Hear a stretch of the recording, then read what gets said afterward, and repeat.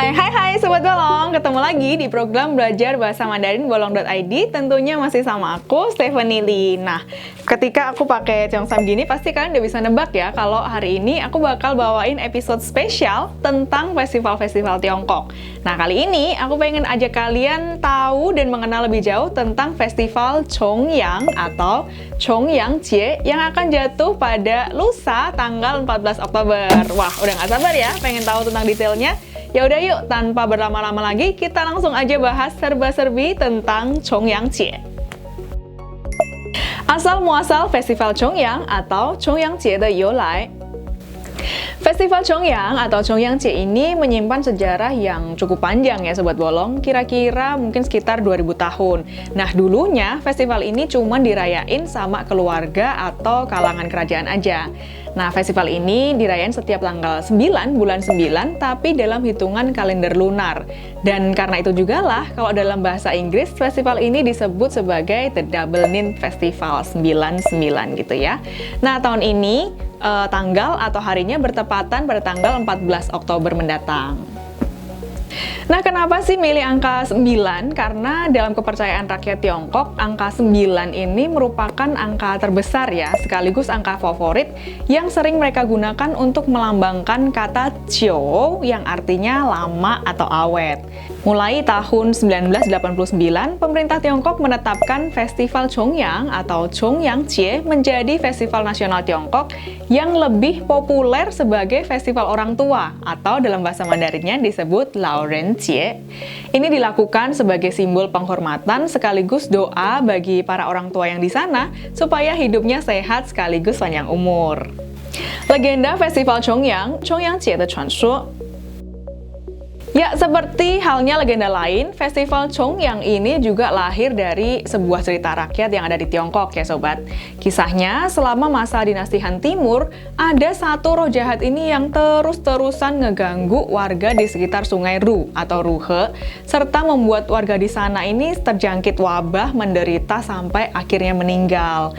Nggak terkecuali juga sama seorang pemuda setempat bernama Heng Qing, di mana dia ini sakit dan sampai kehilangan orang tuanya karena terjangkit wabah yang sama.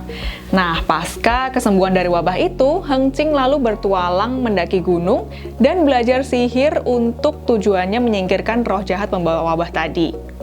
Dan karena melihat perjuangan Heng Qing yang sangat gigih, akhirnya sang Kalik atau Lao Tianye pun merasa iba dan mengabulkan harapannya sekaligus mengajari Heng Qing ini ilmu pedang. Nah, lalu Heng Qing berlatih dengan keras siang dan malam sampai akhirnya terdengar kabar nih bahwa iblis yang datang atau iblis yang pembawa wabah dulu akan datang untuk kedua kalinya.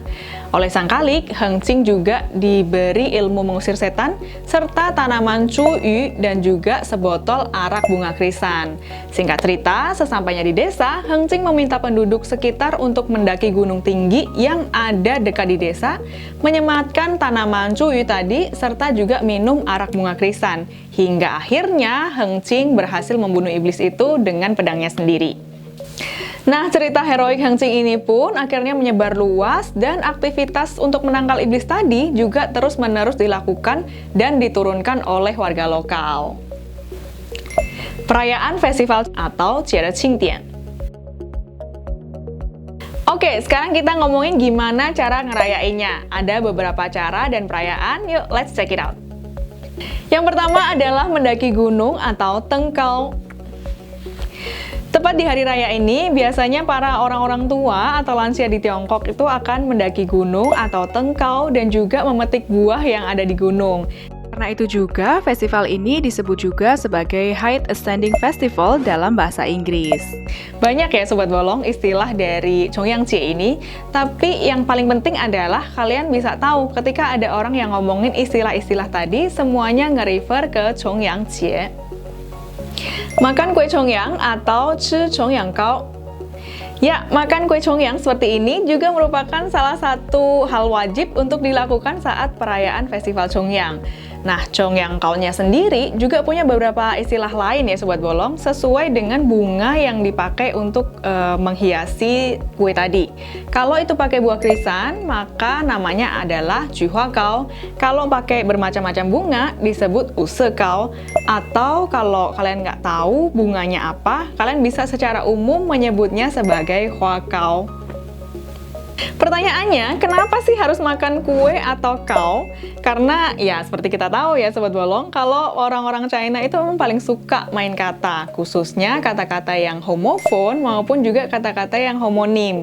Dimana kalau dalam konteks ini, pelafalan kue atau kao bunyinya persis dengan kao yang berarti tinggi. Nah, bagi warga yang sangat memegang tradisi, mereka bahkan akan menyalakan lilin atau lampu teng untuk melambangkan kata mendaki. Teng juga menghias kue bunga ini dengan hiasan kambing-kambingan atau yang untuk melambangkan kata yang, menyematkan benda merah atau hongqi untuk melambangkan tanaman cuyu. Selanjutnya adalah memandangi krisan atau sangju dan juga minum arak bunga krisan, in juhuajiu. Orang pertama yang diduga melahirkan tradisi ini adalah penyair Tao Yuanming yang hidup pada masa dinasti Qin, Sobat. Sedangkan Tao Yuanming sendiri terkenal gemar memandangi bunga krisan dan juga minum araknya. Nah, makin kesini kebiasaan ini makin ditiru dan juga diikuti makin banyak warga Tiongkok hingga jadi populer dan mendarah daging. Tradisi terakhir yang akan dibahas hari ini adalah menyematkan tanaman cuyu atau cha cuyu. Tradisi ini menyematkan tanaman cuyu ini saat Chongyangjie sudah populer bahkan sejak zaman dinasti Tang yang lalu ya, atau Tang Cao Sobat Bolong. Nah, konon tanaman cuyu ini dipercaya oleh warga Tiongkok bisa menangkal maut ataupun kesialan gitu ya. Yang dimaksud menyematkan di sini caranya bisa bermacam-macam sih. Bisa disematkan mungkin di rambut seperti bunga krisan seperti ini, atau juga bisa dijadikan sebagai aksesoris lain bagi para cewek. Nah, bagi kalian para cowok, kalian bisa memasukkan tanaman cuyu ini di sebuah kantong kecil, lalu dibawa untuk jadi semacam jimat begitu ya. Nah, kalau seandainya nih kalian nggak bisa nemuin tanaman cuyu ini di Indonesia, kalian bisa menggantikannya dengan kerajinan tangan, mungkin paper cutting, atau kerajinan-kerajinan lain, pokoknya yang gambar atau bentuknya ini menyerupai tanaman cuyu.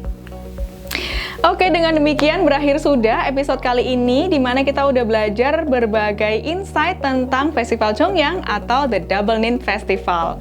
Nah, di sini aku mau ucapin kalian Chongyangjie Kuailè bagi kalian yang merayakan. Stay safe dan juga stay happy ya supaya kita semua nggak gampang sakit. Thank you sekali lagi buat kalian yang udah nontonin. Kita ketemu lagi di episode mendatang. Tapi sebelumnya jangan lupa untuk subscribe, hidupin lonceng notifikasi, plus juga follow akun-akun sosmed Bolong yang ada di sini. Oke, thank you sekali lagi Sobat Bolong. Sampai ketemu lagi di episode mendatang ya. Zaijian!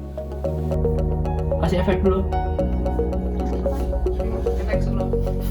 Ini ya, transisi. Iya, ngomong doang. Iya. Kayak papan sebenarnya tegang banget ya.